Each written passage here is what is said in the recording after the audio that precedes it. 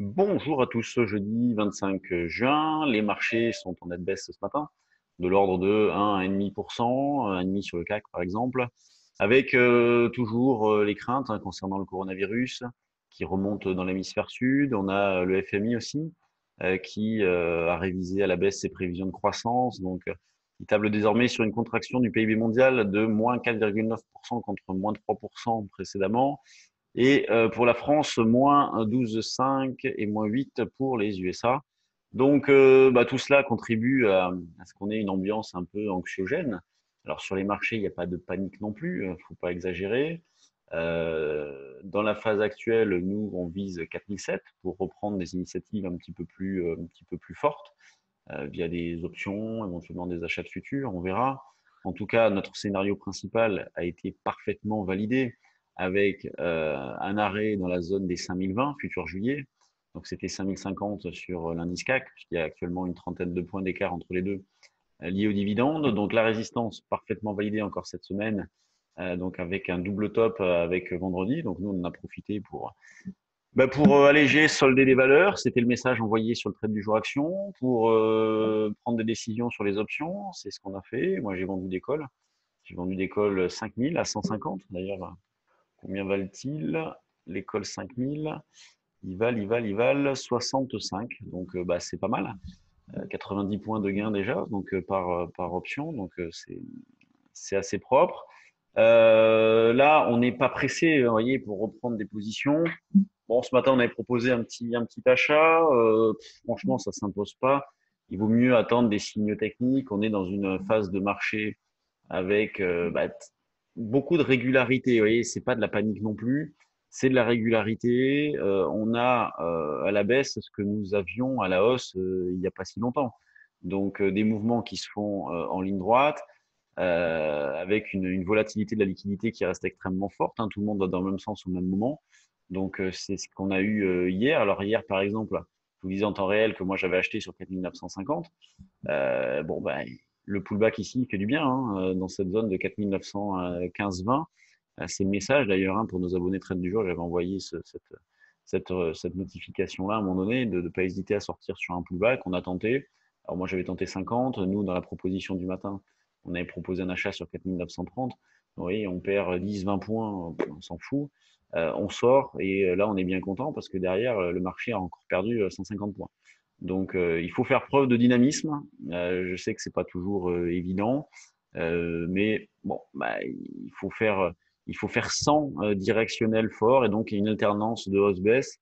Et nous, dans notre scénario de fond, on envisage toujours une évolution entre 4005 et 5000 pour les grandes lignes. 4007, 5002 si jamais le marché reste plutôt bien, mais pour l'instant, 4005, 5000. Le 5000 a été parfaitement validé. En ligne de mire, donc maintenant, eh bien, les 4007 qui avaient été testés au mois de juin. Donc, moi, je vais jouer ce niveau-là, je vais jouer ce double appui. Sur le DAX, bon, c'est pareil, hein, de toute façon, le message est un petit peu est le même sur tous les indices.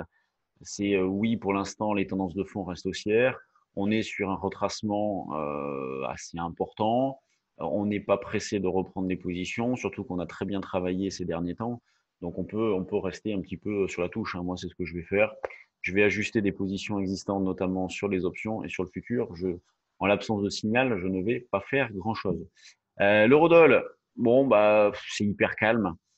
Donc on a eu la reprise en début de semaine, ce qui nous a permis donc de réaliser des écarts et de sortir des achats plus ou moins bien réalisés d'ailleurs. Là, dans cette phase de repli, eh bien, on est toujours prioritairement acheteur, donc on cherche à acheter.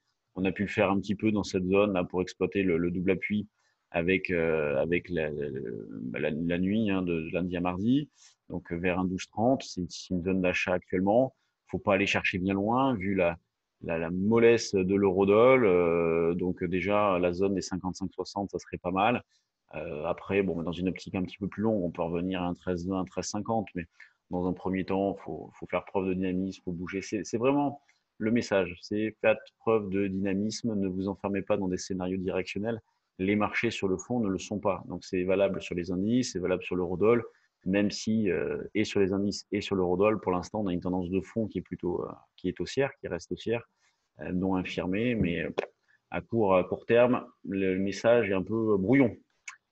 Sur les actions, bah, justement, du fait qu'on est extrêmement méfiant sur les indices, on va pas faire grand-chose sur les actions.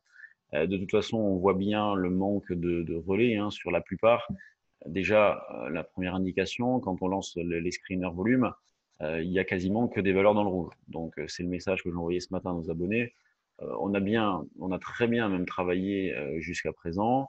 On a pu donc profiter de la reprise jusqu'à 5000 pour bien alléger, voire liquider. Maintenant, on va avoir un comportement opportuniste. Sur les valeurs du CAC, eh bien, on va viser 4007 pour tenter des petites choses. Et puis, sur les mid et small, on va rester à l'affût. Donc, si on détecte des opportunités, on enverra des messages dans ce sens-là. Pour l'instant, on ne va pas se précipiter. Le marché est en train de revenir en arrière. Voilà, on va rester calme. Il n'y a pas d'urgence du tout. En tout cas, quand on regarde les valeurs, bon, bah, quasiment que des valeurs dans le rouge hein, sur le CAC. La plus forte baisse, c'est Technip moins 4. C'est pas méchant non plus, hein, moins 4. Après, ça prend moins 2,5, Publicis moins 2,5. C'est plus une ambiance anxiogène que des réelles ventes de conviction. L'indice, lui, bon, moins 35. Que dire du volume? Qu'il est extrêmement faible. 9h26, 258 millions. Hier, la baisse s'est faite sans beaucoup de volume non plus. Hein. On a fait à peine 3 milliards, c'est pas beaucoup. Euh, Dans les screeners, comme je vous disais tout à l'heure, une majorité de valeurs dans le rouge. Donc, s'illustre aujourd'hui Monakea, Onxeo, Synergie, Métropole, Bonduel. Bon, j'ai même pas envie de chercher de valeur, de toute façon. Là, on va patienter. Les volumes. Ah, Sartorius, voilà, volume énorme. Ah oui, il est important. Vous voyez, c'est déjà nettement supérieur à ce que la valeur a fait ces derniers jours. Euh, bon, donc à suivre. Et sinon, on retrouve encore les grosses pondérations. Total, Airbus, LVMH, Sanofi, qui trustent les premières places en termes de volume et en capital échangé. Donc, marché extrêmement arbitré, c'est toujours la même chose avec un cran au-dessus, un cran en dessous et des mouvements qui sont violents sans rencontrer de véritables contreparties. Bon, bah, je vais vous laisser. La semaine prochaine, on organise une présentation en ligne. C'est mercredi soir à 20h. Si vous avez de l'intérêt, si vous souhaitez en savoir plus sur notre philosophie, nos différents services, nos formations. Donc, mercredi prochain. Et le mercredi d'après, présentation de notre service trade du jour. Donc, présentation, explication. Si vous êtes abonné ou si vous souhaitez vous abonner, ben, n'hésitez pas à vous inscrire. C'est gratuit, c'est ouvert à tous. Ce sera l'occasion donc de discuter de ce service-là et de revenir sur certaines opérations éventuellement. Allez, moi je vous laisse. Bonne séance et puis on se retrouve donc demain. Salut!